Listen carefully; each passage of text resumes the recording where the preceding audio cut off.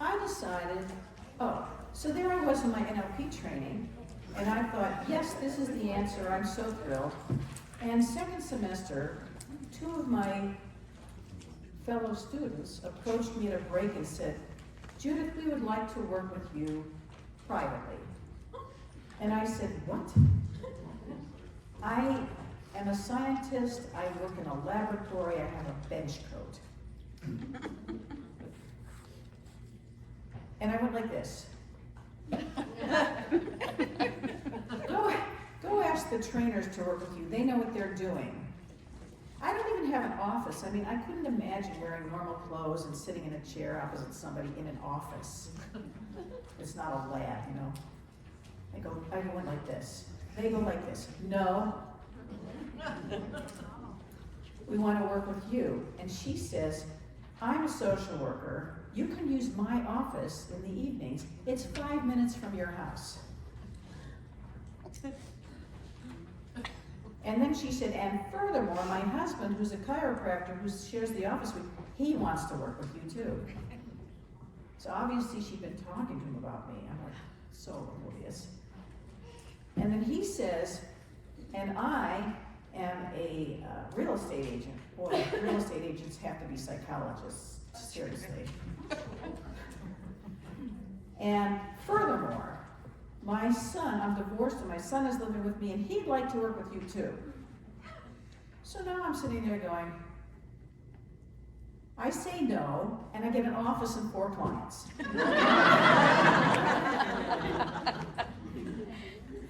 Now I knew I was really good at it, and I loved it, and but I thought I was just doing it for me, you know. So they're standing there like this, and I go like this. And I say, all right, we'll give it a shot. We'll see how it goes. And the rest was history, because I was very good at it, and I did a very good job at it. And then, of course, knowing me, I kept learning more and adding more and testing more and learning more and adding more and testing more. And so then I ended up having a big repertoire of patterns and a menu of 52 techniques to clear pretty much anything you can find that's mind-body. Plus, with my background in science, I can also help you navigate the physical reality of medical treatment. Right?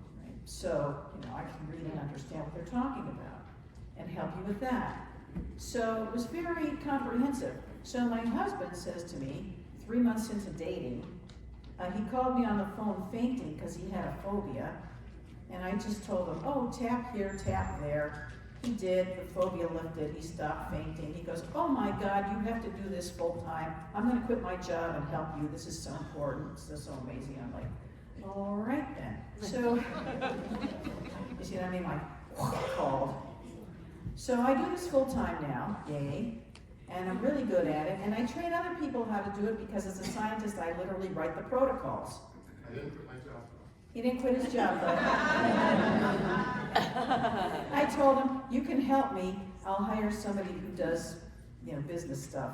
You do it, but you can help me. So he does my IT because he's a computer guy, which is very important for a business. So he's going to be at my booth, and when you come and work with me or buy things, he's going to do the IT stuff. Yes. So what am I going to show you today? I'm going to show you the basics. You see, people run around frustrated because their conscious minds don't know what the problem is. And the first thing you need to know is where to look. Because remember, I tried to look here, and this wasn't where the answer was. And I didn't know there was an unconscious mind. And when I found the existence of the unconscious mind, then I went there, and then I learned about it, and then I got tools to work with it. And then several years later, another client comes in and says, oh, I have a woman who helps me get through my stuff faster than you do.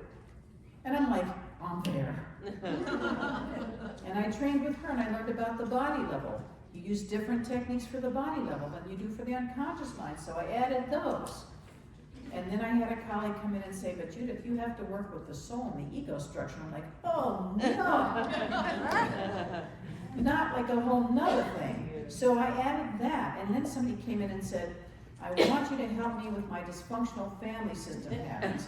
And I said, I don't know anything about those. And she said, you will figure it out. And I said, okay. And then I did. So basically, I keep getting called. And then I say, well, I used to say, I'm not interested, and then I get really called loudly, and then I show up. Now I get called and I just show up. You know, I got more gracious about it. So today, I'm going to show you how the unconscious mind works.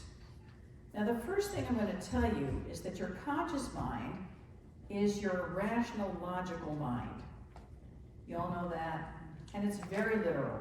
And it's the here and now, and what you see and what you sense literally is your conscious mind.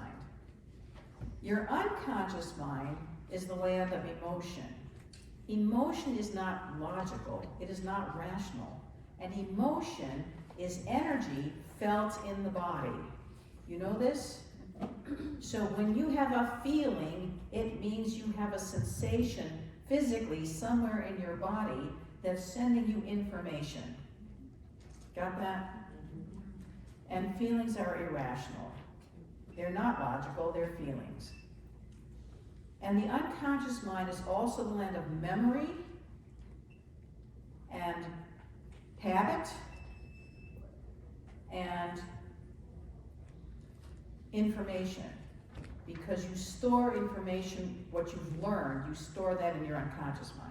Your conscious mind really is just upfront and literal.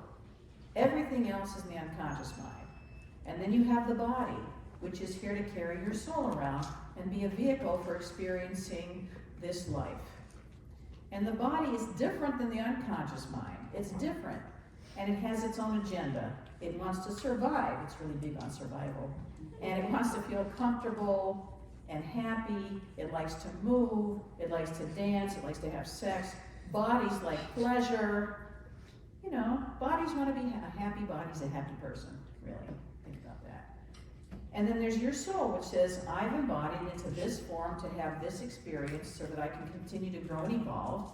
And while I'm here, I want to make a contribution so that the world is a better place for my having been here than not. And when I leave, I know that I will have done some good and made a difference somewhere. And that's what gives life meaning. So you have a conscious mind, you have an unconscious mind, you have a body, you have a soul. They all are very different. They all have different value systems. They have different agendas. They have different reasons for functioning. And that's the whole package. Now, the challenge in life is to align all four levels to work together at the same time. Right? That's it. Yeah, that's it. How hard is that? How hard is that? That's a lifelong story. Yeah. So your conscious mind's job to really be useful is to notice when something's not working. Just notice. I mean, the scariest people are the people who are in big trouble and think they're fine. So step one, pay attention if something's not working. Bring your conscious attention to it. And I like to call it the conscious mind Sherlock Holmes. And I say, I'm Watson, you're Sherlock Holmes. And when something's not working, notice it. And start asking questions, getting clues. Track it down. Don't try to answer it, because the answer's not here. Look for the answer. Look for different places where it could be. Track it down. Guess and test. And that's how I found some of the patterns I found. I just looked at somebody doing something weird and thought, what's that? And then asked 1,000 questions and muscle tested. And then I went, oh, that's interesting. Who knew? Yes, Mystery Theater. So I call this HBLU Mystery Theater. Now, once your conscious mind has found a problem, the next thing it's supposed to do is turn into Santa Claus and say, now that I know where the problem is, I'm here to help. That's where you need skills. That's where you need techniques, that's where you need tools. And I'm going to teach you 2 techniques today that you can use to clear stuck negative emotions that work in like 3 minutes. How's that? Great. Yes. Okay. So I'm going to teach you how to recognize something's off, and then I'm going to teach you how to clear the stuck energy. And that will just help you through life everywhere.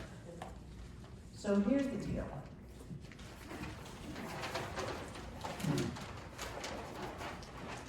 You have these 4 levels: conscious, unconscious, body, and soul. And if something's not working properly, there's something interfering with you at some level. So the question is, what's interfering? So I'm going to tell you that no matter how fancy the pattern is, whether it's a past life trauma, or a dysfunctional family system pattern, or religious brainwashing, whatever it is, it all boils down to one thing, and that is stuck energy in the form of an emotion. So I'm going to show you how that works.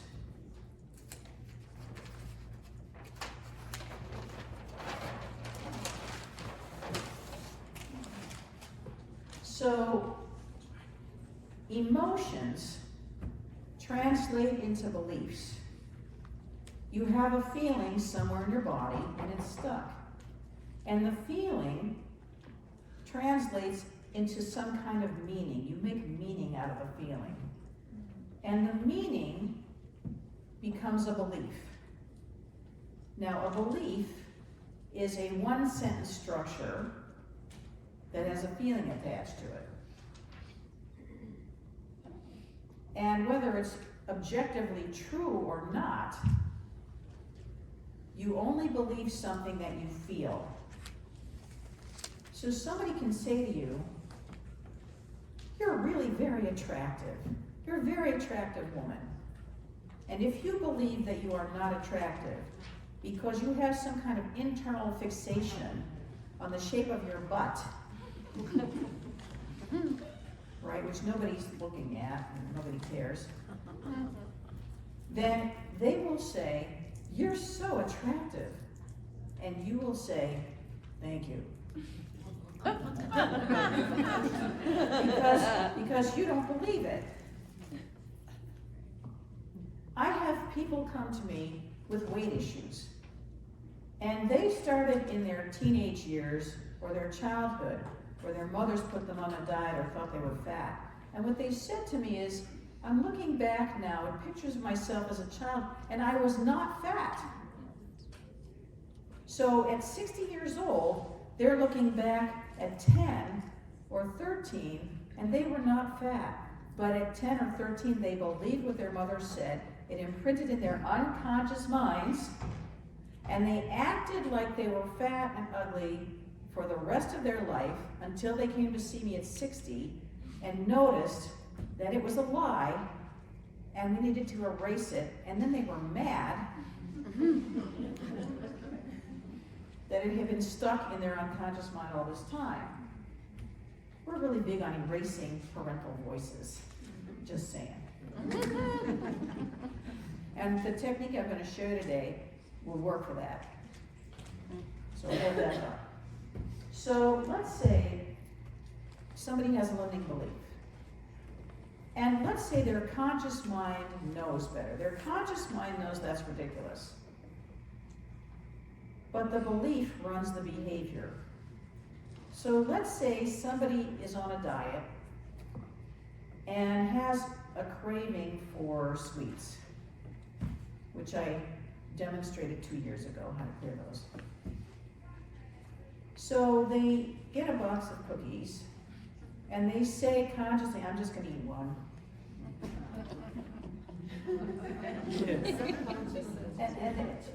and they're, that's right. And they eat one, and then their conscious mind says, "Okay, that's one, I'm done." Meanwhile, the hand is going into the jar. And now the conscious mind notices that suddenly they've just eaten 2. How did that happen? The conscious mind wonders. And while the conscious mind is wondering, the hand For another one. is going for another one. And now the conscious mind says, stop that, and the hand still goes. Do you see how there's like zero conscious control here? So, and somehow now the stomach says, I feel sick, stop, and the hand goes to the bag until it's empty, until there's nothing left in the bag. Now your stomach is sick, and your conscious mind's mad, and nobody goes in and goes, who did that? And what was that about? So the craving was a very strong feeling. And the more strongly you feel something, the more you believe it, and the more it runs your behavior. So the first thing I'm going to tell you to do is pay attention consciously to your emotions and your behaviors and your beliefs and your thoughts. And don't believe anything. Just watch them and question, is this really true?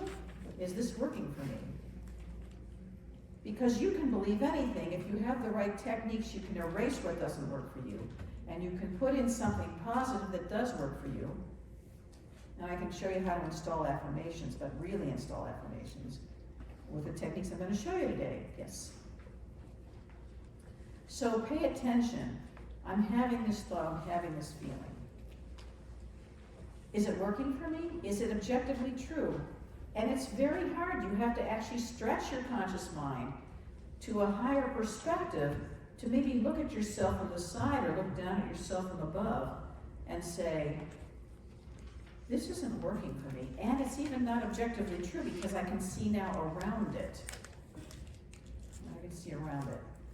So even if it's not true, how is it that you still believe it? If you know it's not true, why do you still believe it? Don't you wonder? I'm going to show you the mechanism for beliefs holding on to themselves. And this is how it does it. So let's say this is Sally. And Sally is a nice Jewish girl who would like to get happily married.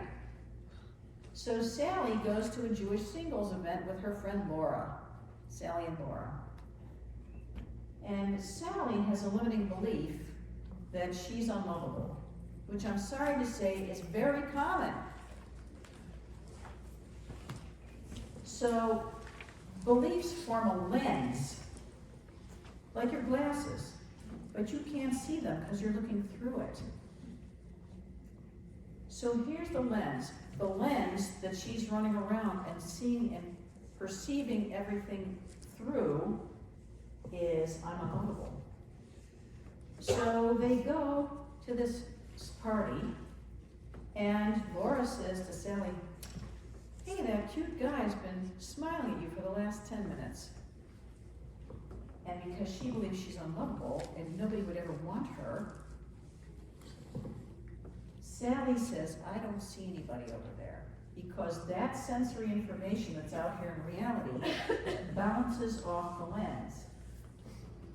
The lens only lets in what it believes. So now, Laura says, are you kidding me? He's 6'4".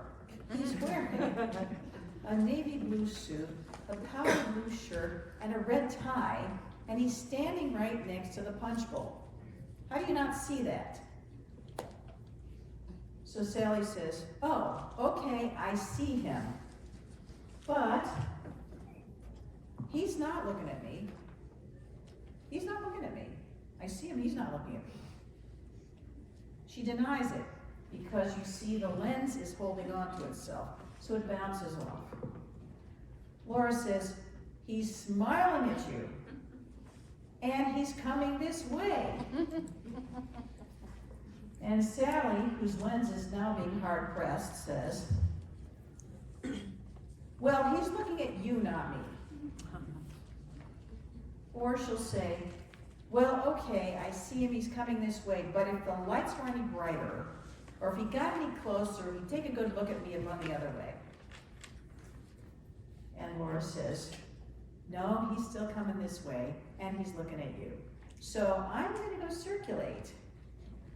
So Sally says, fine, he's coming this way, he's gonna talk to me, but he'll talk to me for 10 minutes, think I'm boring, and leave. Or he'll talk to me for 10 minutes, ask me for my number, never call me. Or he'll talk to me for 10 minutes, ask for my number, take me out for coffee, talk to me for an hour, decide he doesn't like me, and never call me again. So, never mind. And look at the hand gesture. This is a dismiss. Anybody recognize these mechanisms? That's right. So anything that you believe is held in place with a feeling, creates a lens, and even though objective reality is out here proving you wrong, it doesn't get through the lens.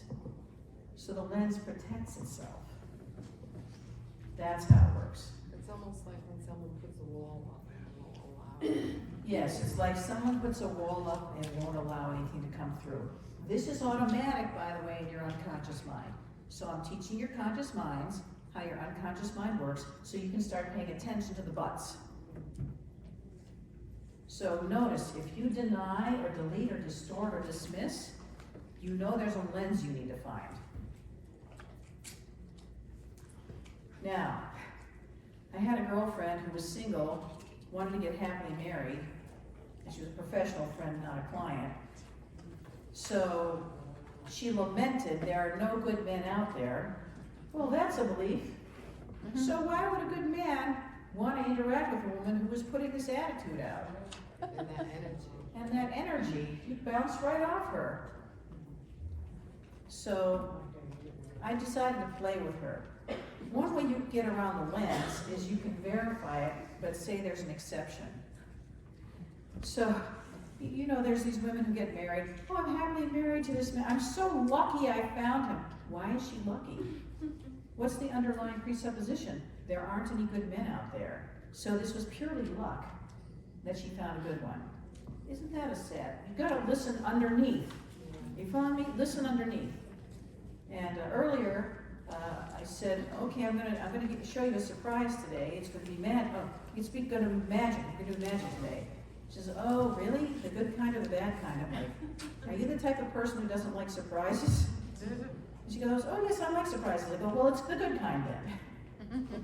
And then somebody said, why wouldn't people like surprises? What does that tell you? I said, it tells you they're living in fear. Look underneath. Start paying attention. Look underneath. So I amuse myself endlessly. I allow you to amuse yourselves endlessly by watching people's strange behavior and wondering what their lens is. You know, I wonder what you're lensing through when you say that. Pay attention to what's the underneath message, because that's the lensing. And they take it for granted. They don't think about it because they can't see the lens. So what do you do if you're not getting results? How do you know you're lensing? Well, what I did with my girlfriend was, I said, I found this great guy I'd like to fix you up with. He's so incredible, he's the exception. Then she said, oh, I'm interested. But it didn't bring down her lens. You know what she ended up dating a guy at work who was married. Perfect. His story was, he and his wife are really separated, even though they're still living together in the same house, and raising the children together, and sleeping in the same bedroom, but really they're separated. So what's he lensing through? And of course, so her story matched his story, and then I got to hear her complain about how she was alone on holidays. And I just went, oh, that's too bad. Yeah, because she wasn't my client. But if you can notice that other people are getting results where you are not, then you can start to suspect there's a lens. That would give you a clue. Or if you have a really good friend and you talk to them and they say, I don't think like that, or I don't feel that way, or I have a different point of view, then you might be lucky enough to have somebody bring some light into your awareness that there's another point of view that's not your lens, and you can ask them about it. So before I got happily married, I was taking an LP, and we were supposed to do a modeling project. We were supposed to model excellence. So I have a girlfriend who was very good at flirting, and she actually had 2 boyfriends, and she was really good at it. So I asked if I could model her, and she said, sure. So every time I went out on a date, I pretended I was her, and then I'd call her up afterwards and tell her what I was doing and behaving and how would she have handled it, and I just started memorizing her strategies and her philosophy. Well, one day I asked her, aren't you afraid of being rejected? She says, never. I said, okay, what do you believe that makes you never afraid of being rejected? She says, well, I believe that it's a matter of personal taste, and that everybody has their own personal taste, and that a certain percentage of people will find me attractive according to their personal taste, and a certain percentage won't. So what I'm going to do is I'm going to put my attention on the people who do find me attractive, and then work on a relationship. And I thought, wow, it's like shopping. You see, I go to Macy's and I wear petites, and they have one department that the clothes fit my shape. So I walk past all the other departments with all these other designers and all their other shapes and clothes. I just walk right past them, and I go right to that one department where I know those clothes fit me. Because am I afraid that I'm insulting all the other departments with all the other designers who make all these other clothes that don't fit me? No, they're not insulted. It's a personal taste thing. This fits me, I go here. So then I basically realized that no harm, no foul. I interact with somebody, we like each other, we don't like each other, we work on a relationship, we're either a fit or we're not a fit, that's it. It's not personal, it doesn't say anything about me. So from then on, I had very good successful relationships. And here's living proof. He fits me perfectly.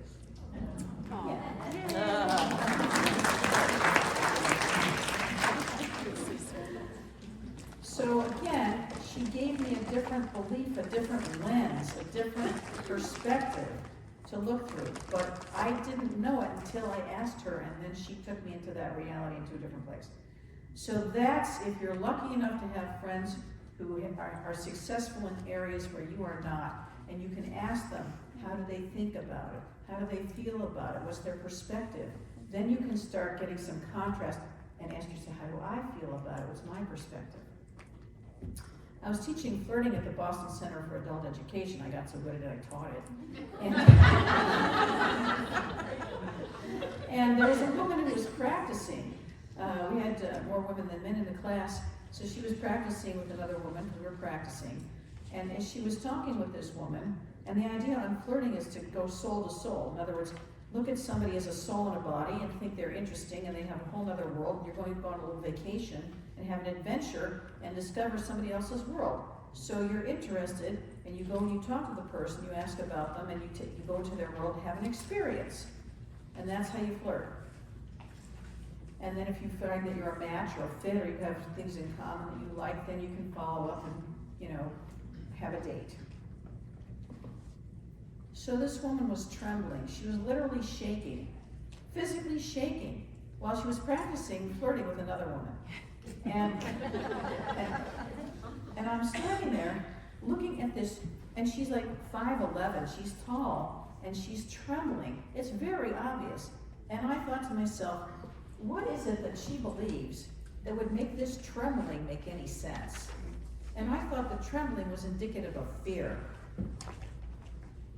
So what is she afraid of? She's flirting. She's pretending this woman is a man that she's flirting with, and she's trembling like crazy. It's got to be some kind of fear. I wonder what the belief is that's going with that fear. And I just came up with something simple in my mind: men are dangerous. Or maybe from a past experience. Yeah, so I thought to myself, what could that be from? And of course, you think maybe abuse or something terrible because she was really shaking very badly. So anyway, after class, I took her aside and I said, I noticed that you were shaking as you were practicing flirting, and I think that there's some belief there that's not working for you. And I had talked to them about beliefs at the beginning of the class. And if you're interested, I'd be willing to work with you privately to track this down and clear this, because this is pretty dramatic. And so she agreed. She came in and I muscle tested her, and she was running Men Are Dangerous. So I called it, which is sad. Then we had to clear that up, yes. So what we're going to do right now is I want you to pay attention to something, some belief that you have, that you feel is true, that you know isn't. It's not working for you. And we are going to clear lenses today. Because if you can name the lens and locate the emotion and the feeling in your body, I can show you 2 techniques that will dissolve it in 3 minutes. Because you can't talk your way around it, and counter-example doesn't break through. You just need to find it and erase it. So, so everybody, let's do this. Sit right now. Think of a belief that you have that doesn't work for you.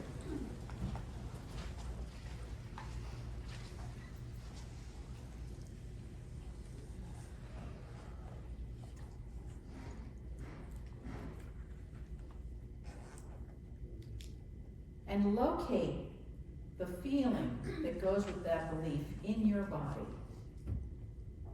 Check your whole body, from your head to your toes, front and back. Where is the energy of this belief physically located?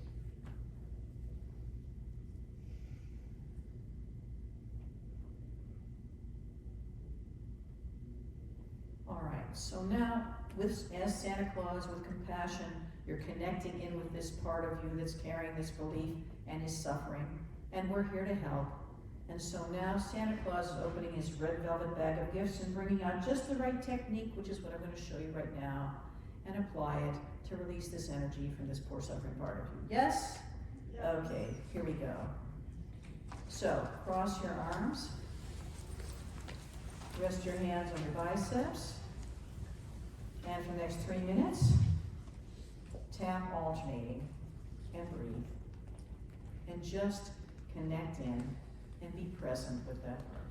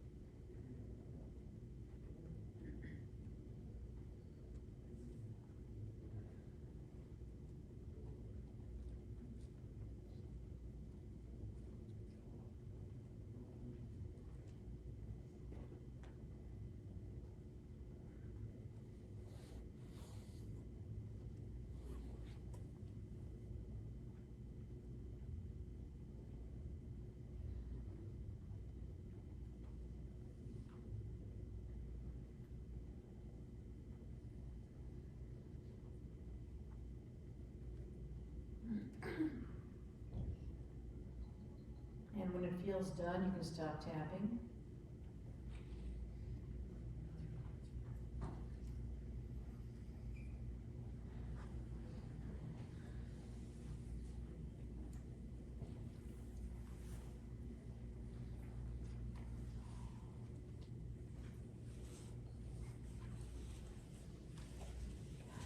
All right, take a deep breath. Let the energy settle. All right, tune back into that area of your body. And what do you believe now? Tune in. What do you believe now?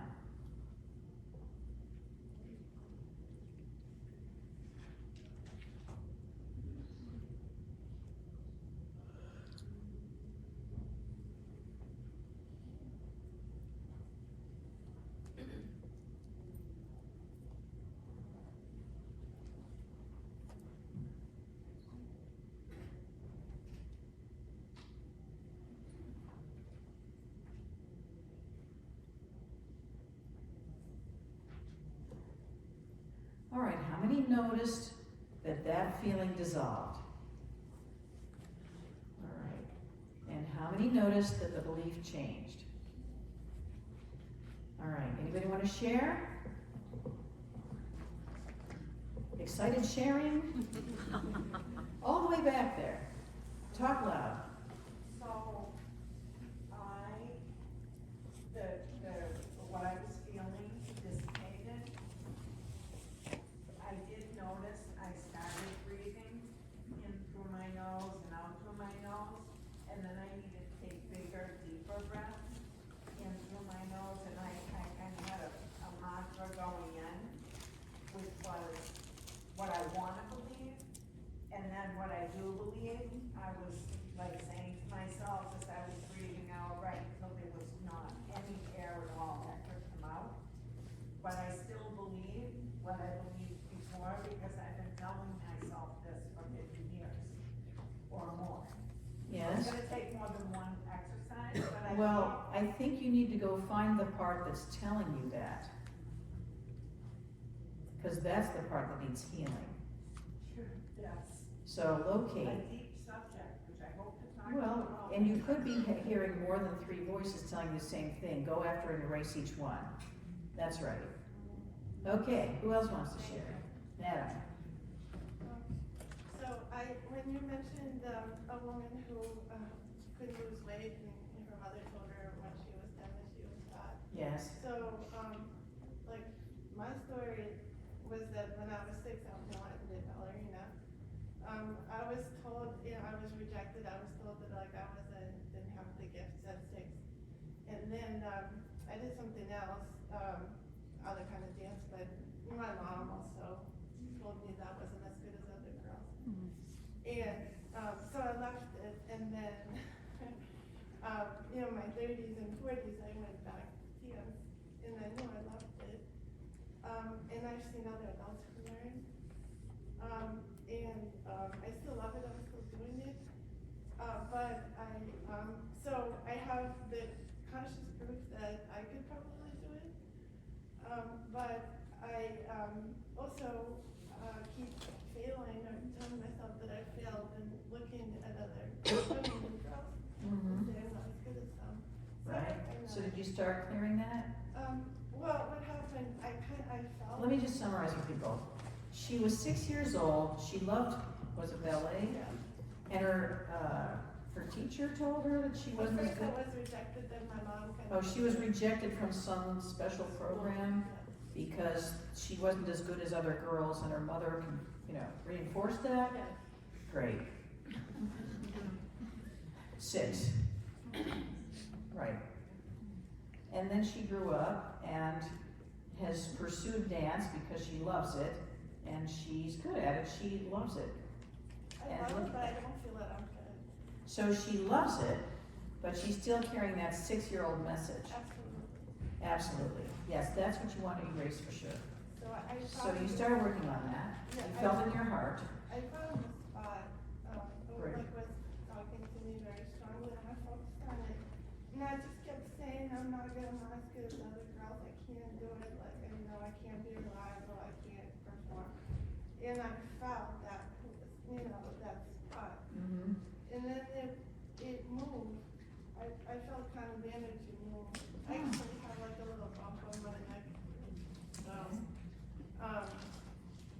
So I just kind of kept focusing on it. So I felt the energy was responding, but like I didn't feel like it just went away. You might have to do it for more than 3 minutes. Okay. She felt the energy start to respond, and it started to move. Because I tell people, take a drink of water, take your shoes off, and then do it until it releases completely. And I think of this as releasing static electricity to ground. So we did 3 minutes because it's group healing, but you can sit there and do another 3 minutes. And we're gonna do another exercise. You can do the same thing with this other technique too. All right, so that's what we're talking. You can feel it move. Anybody notice that their beliefs shifted? Yeah. I have a life mission, I'm getting it done. That's what I got out of it. Oh, your learning was, I have a life mission. So you had a belief you didn't? I didn't think I could do it. Oh, you had a belief that you couldn't do your life mission. Right, Oh, how useful is that? very useful. Yeah, right. Because I've been working on it and I just haven't allowed it. And I felt,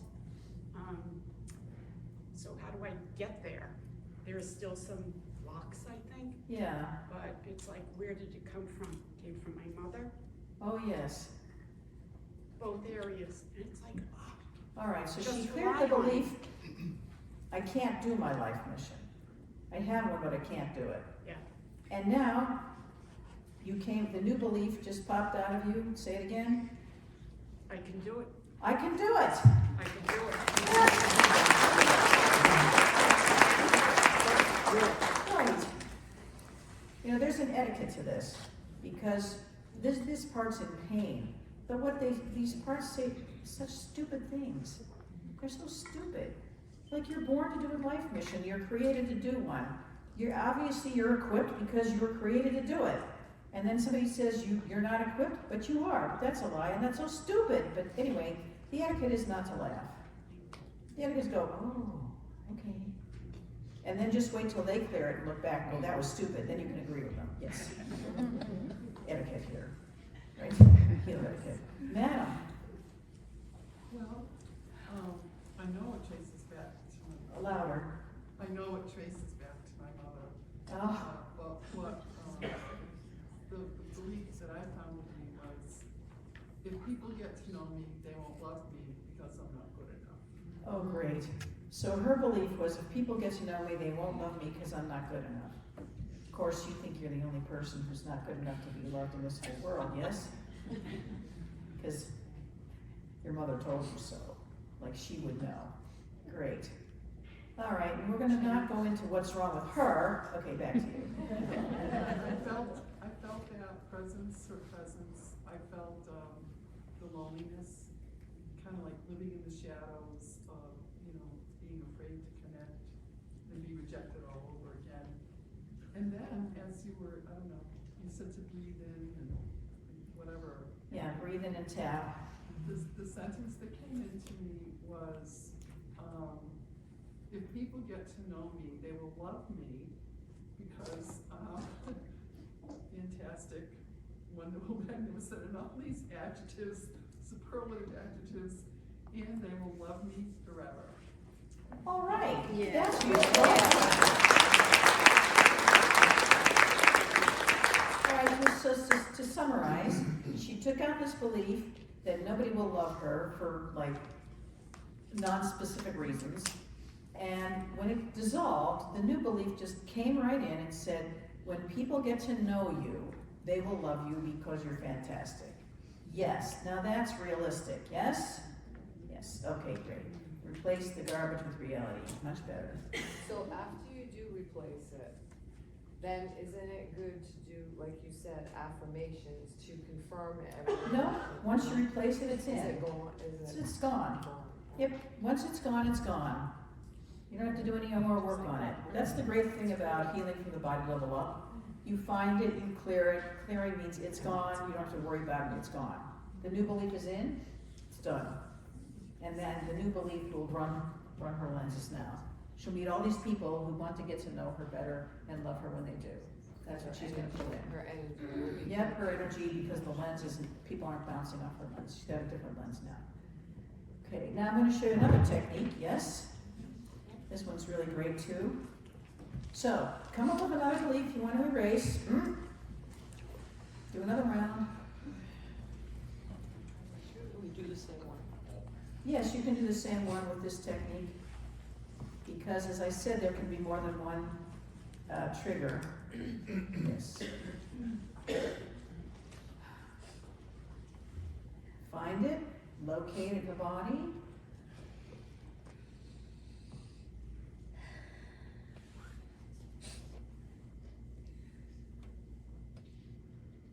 And then when you're ready, this one is called frontal occipital holding. So you put one hand on your forehead, one hand on the bulge in the back of your head, bulge right there. And you let your head move however it wants to, and it will stop automatically when it's done. And it usually takes about 2 or 3 minutes again. And just notice what happens.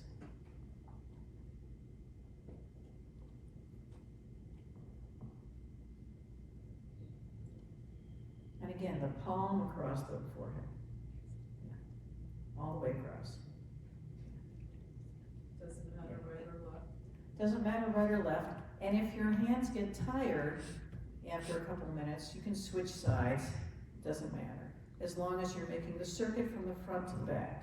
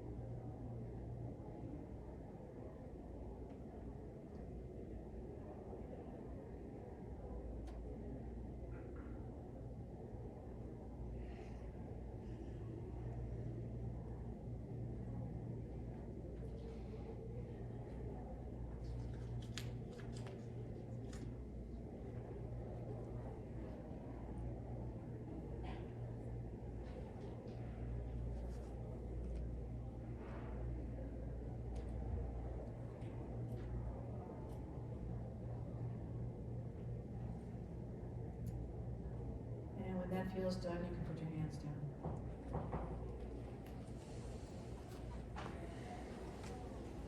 All right, take a deep breath, let the energy settle.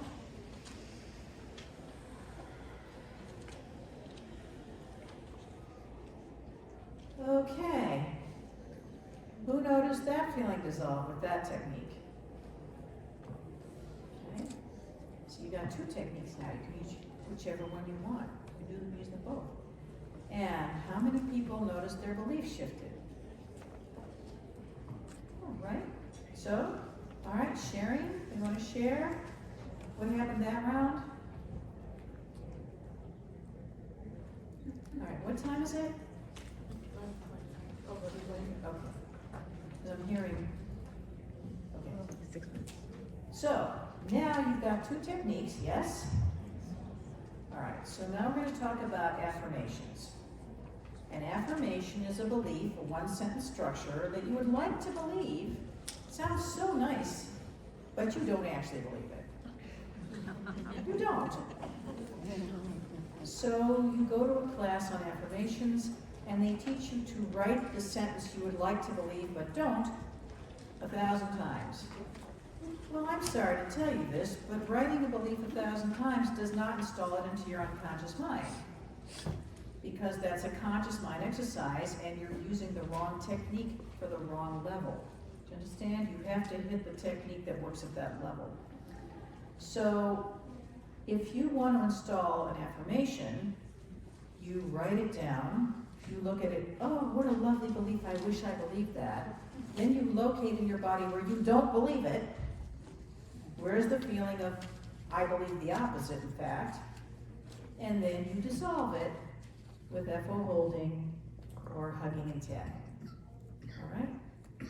So, let me hear some ideas about affirmations. Like, what are some lovely affirmations that you'd like to believe and don't? Madam? You keep saying that flying from your body, is it usually the head or the heart, or it could be anywhere? It could be anywhere in your body, anywhere at all. Lower back, knee, How do you find it? stomach. How do you find it? I roll my eyeballs inside, and I think of this as an emotional CAT scan. And I literally put my sensing to the top of my head, inside, and then I literally scan, sensing, beep, beep, beep, sensing.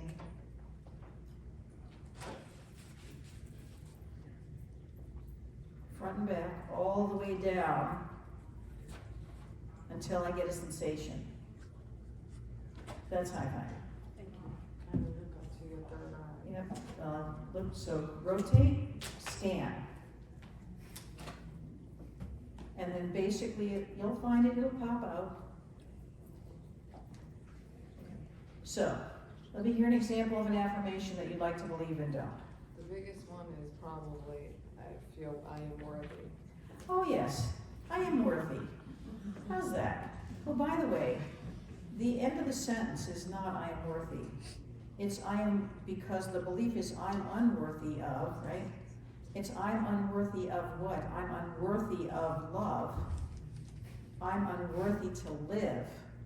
That's a bad one. So I'm unworthy to what? You need to finish the sentence or you won't clear it. Right? You need to get really to the edge of that sad thing. I'm unworthy of what? Or I'm unworthy to what? So, then you're going to change that into I'm worthy of whatever that is. I am enough. Yeah, so, but it's still I'm not enough to something. So you have to finish the sentence.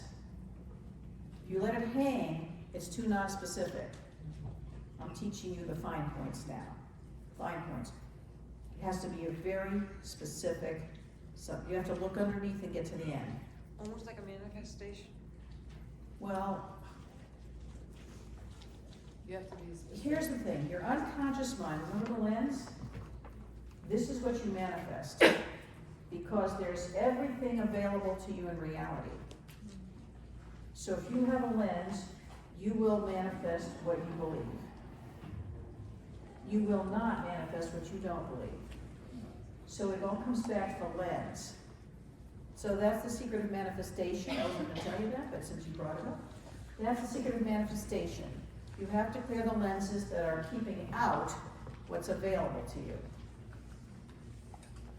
Know that everything is available to you in this universe. Everything is available to you. If it's not coming to you, you're lensing it out. Straight up. You're repelling it. You're repelling it. Yeah. So anyway, all right. So let's do your favorite. I'm not worthy of love, or I'm not worthy to live, and I'm not good enough to fill the blank. I'm not worthy of love. Yeah, that's right. So everybody finish the sentence. How you finish the sentence. Did your version. Head to foot scan. Beep, beep, beep, beep. Scan.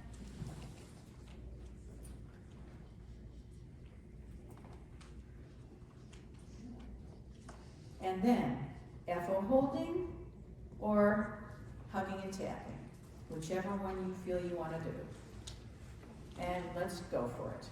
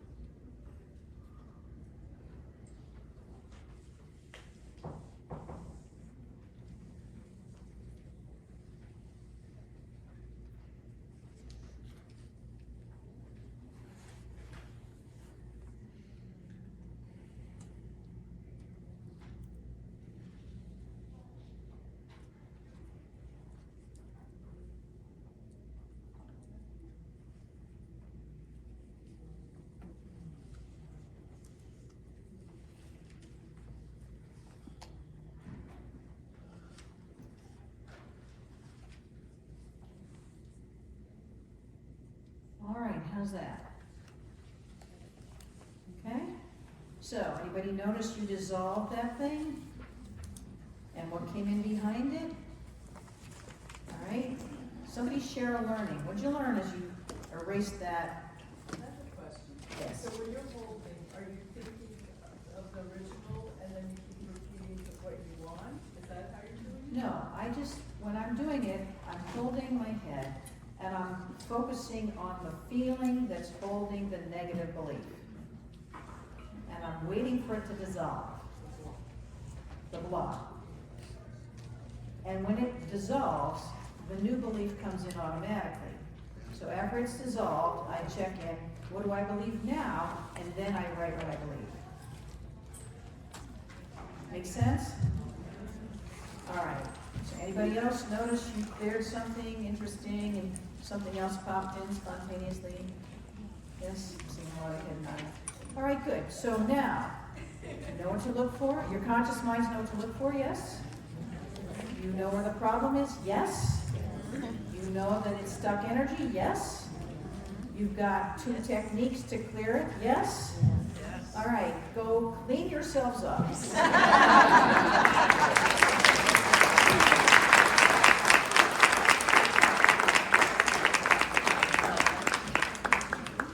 And I'm in booth 1009 if you want some help cleaning up something specific. Come see me.